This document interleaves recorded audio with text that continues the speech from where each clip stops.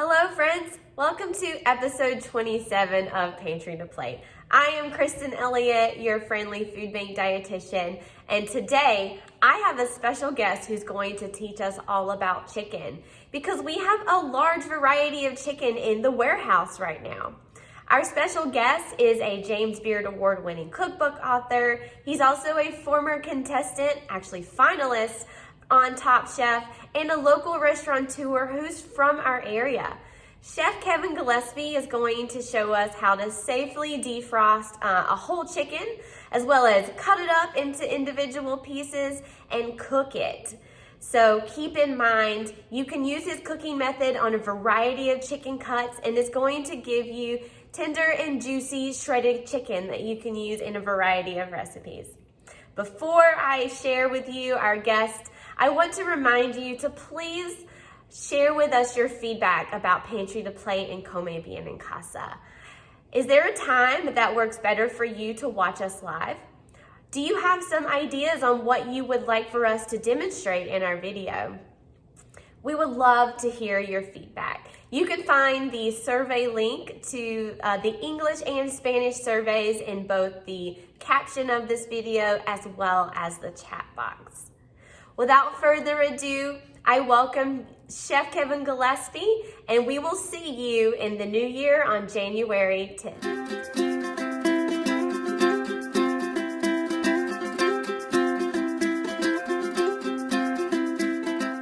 Hey guys, I'm Chef Kevin Gillespie. I wanted to talk to you today about what to do when you get a whole bird in your basket of food. So it can be a little bit challenging, a little daunting when you get raw chicken, especially when it comes in frozen, to know exactly what to do with it. So let's start off by talking about how to properly defrost chicken. And this kind of goes across the board for any type of meat, but poultry specifically. It's always safer to allow it to defrost over time in your refrigerator. And I mean probably about 12 to 24 hours. So there's a little bit of planning ahead that has to take place. The next most important part to that is we want to put the chicken in some sort of container that can collect any sort of juices that may come off of it. And we want to put it in as low of a portion in our refrigerator as possible. So what we're doing here is we're preventing something that's called cross-contamination. So if the juices from the chicken did leak, if we were on, say, a top shelf in the fridge, we run the risk of that juice dropping down on something that's already ready to eat.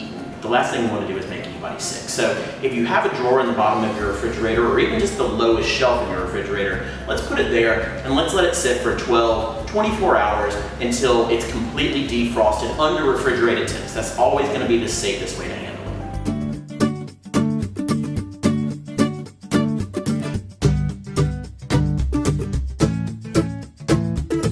Now, when we have our refrigerated and defrosted birds, let's talk a little bit about how you break one of them down. So it can be daunting looking at this whole thing and wondering, what in the world do I do with it? Well, the first step is actually learning how to cut one up, and it's not particularly complicated. I'm going to walk you through it right now. All right, so now that we have this whole chicken in front of us, we're going to talk about how to take this thing apart, and it's not super complicated, but we're going to walk through this piece by piece. We're going to start with this part over here. These are the leg quarters, so the leg and the thigh connected. And the first thing we're going to do is make a cut right here. There's this sort of this little patch of skin, and so we're going to go in and make a cut right there, and it opens up this pocket where we can see all the way down to where these things connect to one another. So we're going to take this. I feel like I'm a chiropractor here, and we're going to actually use our hands underneath it to pop this leg out, and you can see it where it pops out. Here, I'll make it a little bit more obvious. So that is the joint where those two connect with one another, and so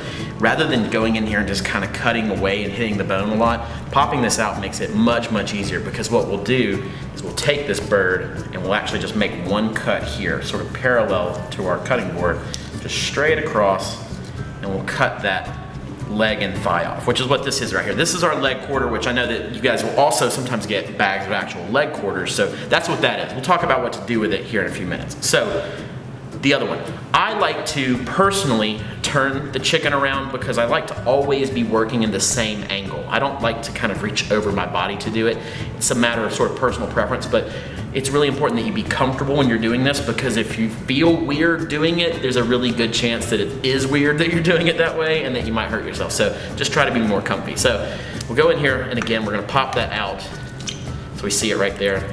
That's the bone where it comes out of it. So turn it here to its side again. Now granted, this time we're working this way, so we're starting from the back of it, but it's the same cut. So we're cutting again parallel to the cutting board, and we're just gonna take that off. Set our leg quarter. There's 2 of them right there. So we'll set those up front. Now, here is our chicken, and we got these wings connected right here. So sometimes we leave them on depending on what we're doing, but these can get really big. So from a storage standpoint, I think it's better to take them off. So the way we're gonna do that, now, unfortunately, it doesn't work the same as this. We can't just kind of go in here and pop this thing out and you see it. But we can go in here and reach right here where we know it connects, and we'll take and make a series of kind of small cuts here.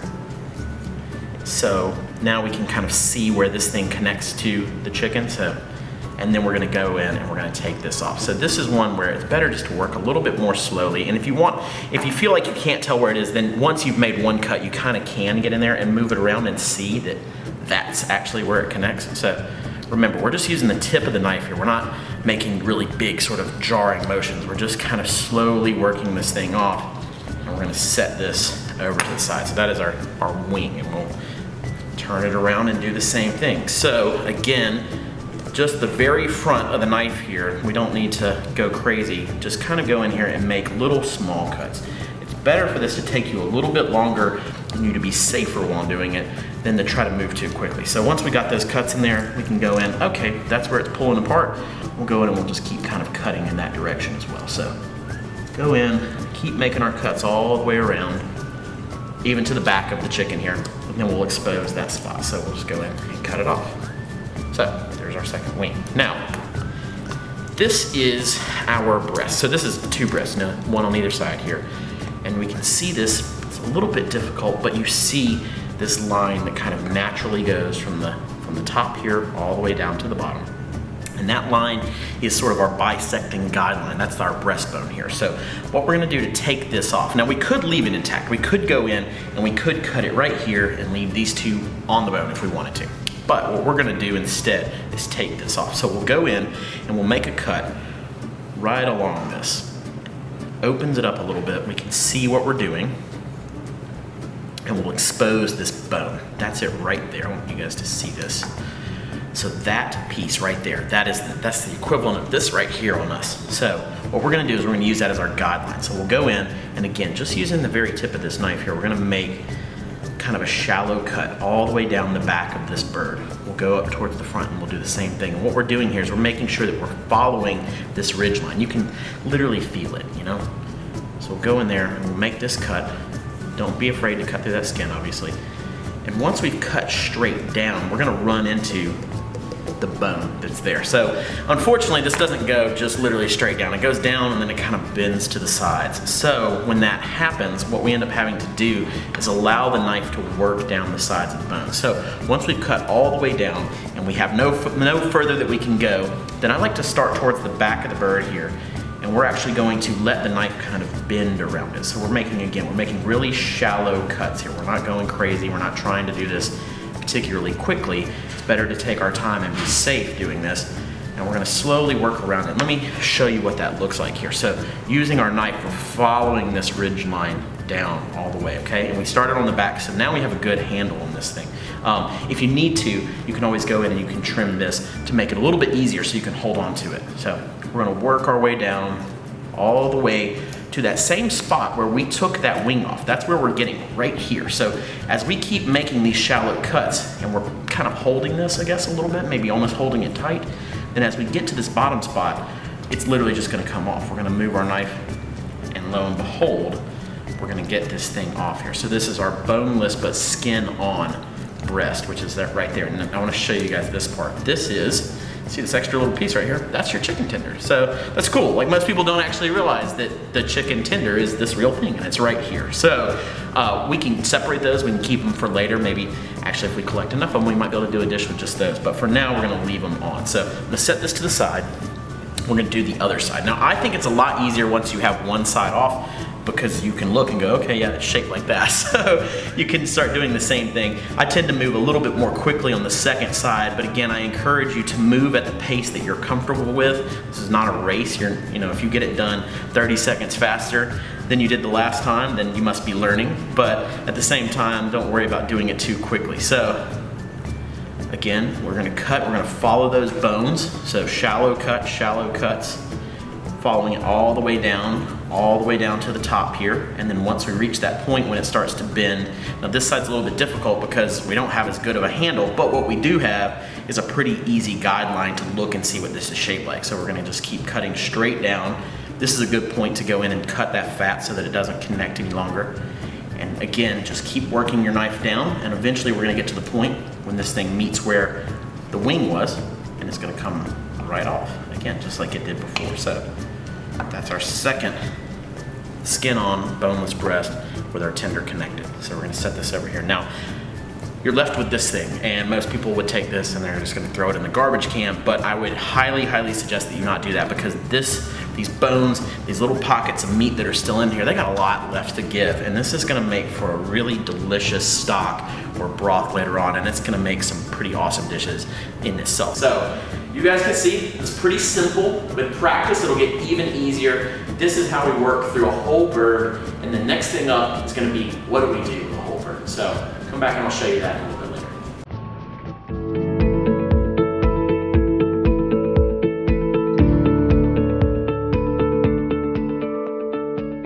Alright guys, so we're going to show you now what to do with one of these whole birds that you get. We already showed you how to cut it up.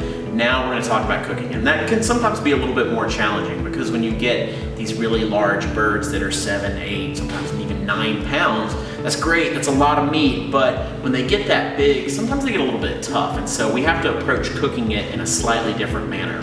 Plus, we add in the point that time is always an issue for everybody. We're all busy. It's really difficult to do all of the steps, start to finish, in a single day, especially when you're cooking for a family a lot of the time. So I want to show you guys a really easy, very simple way to address using a whole bird, and then we'll talk about all the things you can do once we've done this step. So we are simmering it. That's what this technique is called. So we're going to put it in a pot. We're going to add water. We're going to bring it up to heat here, and then we're going to let it slowly cook until it becomes very tender. And I want to point out that what we're not doing is boiling it. We are not letting this run over and over and over. We're actually just getting the liquid just hot enough that it starts to break down all those tough kind of fibers and tenderizes the chicken while leaving it super juicy. So we have our pot here, and it's always better to have one that's a little bit bigger than a little bit smaller. So we're going to use this fairly tall one, but whatever the biggest one you have is, and if you don't have a really big one, it's okay to separate this into more than one smaller one. Nothing's going to go wrong there. So we're going to take our pot, and we're going to take our bird and put it in here. So I want to start with those bones that we talked about. We said don't throw those away. So that's going to go in the very, very bottom of this. So just kind of set it down on the side. The next piece is going to be the wings. And I am kind of making it a point to put these in a very particular order, and I'll tell you why later on. So we're putting the wings in there on the other side of the bottom of this. So then we're going to take our leg quarters and set those in there as well. And what we're trying to do, guys, is make sure that it's as even as we can possibly get. So not everything on one side. We want it to kind of build up evenly. And then finally, we'll take our 2 breasts and we'll lay those in there as well. And we'll take some water. Room temperature or cold from the tap. Be careful when you pour it in here, you don't splash it everywhere and get it all over yourself.